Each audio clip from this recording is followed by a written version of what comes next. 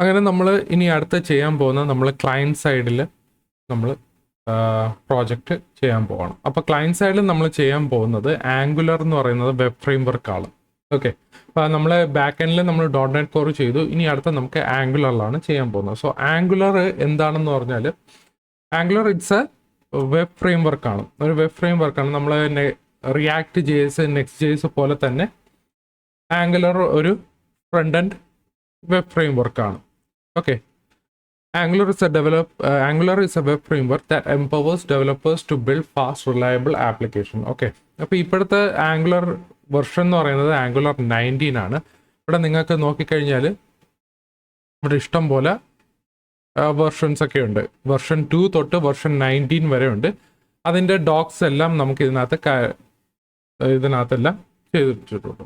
അപ്പോൾ ഞാനൊരു ആംഗുലർ ഡെവലപ്പറാണ്. അപ്പോൾ എനിക്ക് പറയാനുള്ളത് ഇപ്പോഴത്തെ ആംഗുലർ 19 കുറച്ചുകൂടെ ഫാസ്റ്ററാണ്. അതായത് മുന്നത്തെ വെർഷനിലേക്കാളും ഭയങ്കര ഫാസ്റ്ററാണ്. ബിക്കോസ് ഇപ്പോൾ കോംപ്ലക്സ് പ്രോജക്ട്സ് ഒക്കെ വന്നു കഴിഞ്ഞാൽ പഴയ ആംഗുലറൊക്കെ വെച്ച് ചെയ്യുമ്പോൾ കുറച്ച് അതിൻ്റെ പാടാണ്. ഒന്നാമത്തെ പെർഫോമൻസ് അത് കോംപ്രമൈസ് ആവും. പക്ഷേ ഇപ്പോഴത്തെ ആംഗുലർ 19 അതായത് ആംഗുലറിൻ്റെ ലേറ്റസ്റ്റ് വെർഷനിൽ നോക്കിക്കഴിഞ്ഞാൽ അവർ കുറച്ചുകൂടി ഫാസ്റ്ററായിട്ടാണ് കൊണ്ടുവന്നിരിക്കുന്നത്.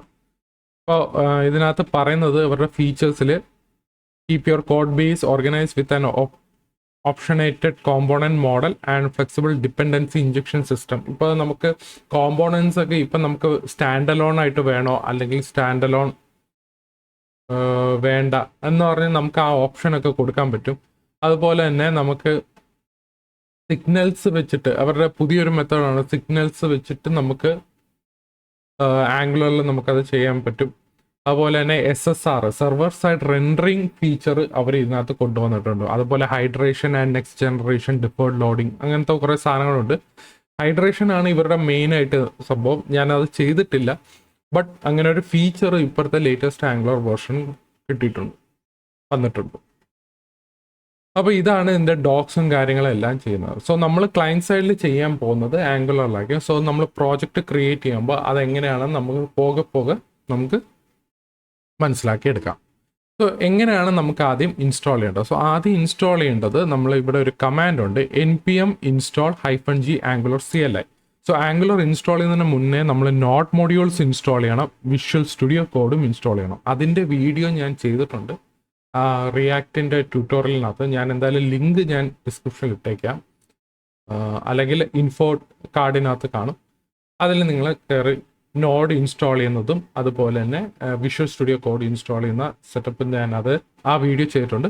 സോ അത് അത് കണ്ടിട്ട് ഡയറക്റ്റ് ഈ വീഡിയോയിൽ വരും. ഓക്കെ, അപ്പം ഞാൻ ഡയറക്റ്റ് നമ്മൾ ആംഗുലർ CLI നമ്മളിവിടെ ഇൻസ്റ്റാൾ ചെയ്യാൻ പോകുന്നു. അപ്പോൾ ഈ ഒരു കമാൻഡ് കോപ്പി ചെയ്തിട്ട് നമ്മളിവിടെ എന്ത് ചെയ്യുന്ന പറഞ്ഞാൽ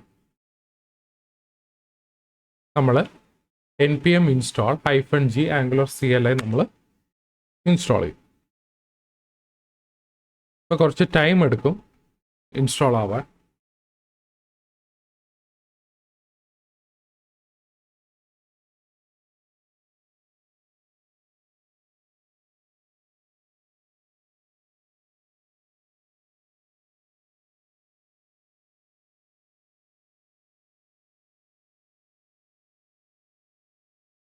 അങ്ങനെ നമ്മുടെ ആംഗുലർ ഇവിടെ ഇൻസ്റ്റാൾ ആയിട്ടുണ്ട്. ഓക്കെ, ഇനി അടുത്ത് നമുക്ക് ചെയ്യേണ്ടത് നമുക്കൊരു പ്രോജക്റ്റ് നമുക്ക് ക്രിയേറ്റ് ചെയ്യണം. അതിപ്പോൾ ക്രിയേറ്റ് എ ന്യൂ പ്രോജക്റ്റിനുള്ള കമാൻഡാണ് ng new project name എന്ന് പറഞ്ഞ് കൊടുക്കുന്നത്. അപ്പം ഞാൻ ഈ ലൊക്കേഷനിലായിരിക്കും പ്രോജക്റ്റ് ഇൻസ്റ്റാൾ ചെയ്യണത്. അപ്പം ഞാനിവിടെ ng new project name കൊടുക്കുന്നത് പ്രോജക്റ്റ് നെയിം ഡേറ്റിംഗ് ആപ്പ് എന്ന് പറഞ്ഞു കൊടുക്കാം. അപ്പോൾ ഇതിനകത്ത് അവർ കുറേ ക്വസ്റ്റ്യൻസ് ചോദിക്കുന്നുണ്ട്. Would you like to share previously used data about this project? No. Global setting disabled, local setting.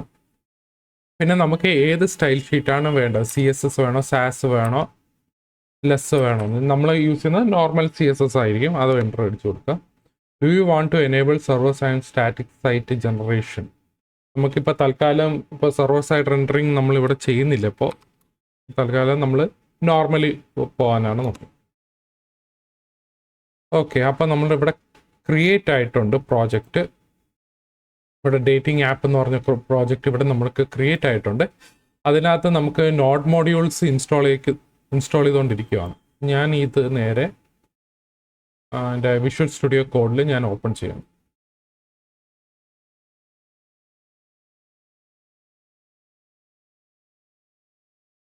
ഇതാണ് നമ്മുടെ സെറ്റപ്പ് വന്നിട്ടുള്ളത്. നമ്മുടെ പ്രോജക്റ്റ് ഇവിടെയാണ് കാണിക്കുന്നത്. ഇതാണ് നമ്മുടെ ആംഗുലർ പ്രോജക്റ്റിൻ്റെ സ്ട്രക്ചർ എന്ന് പറയുന്നത്.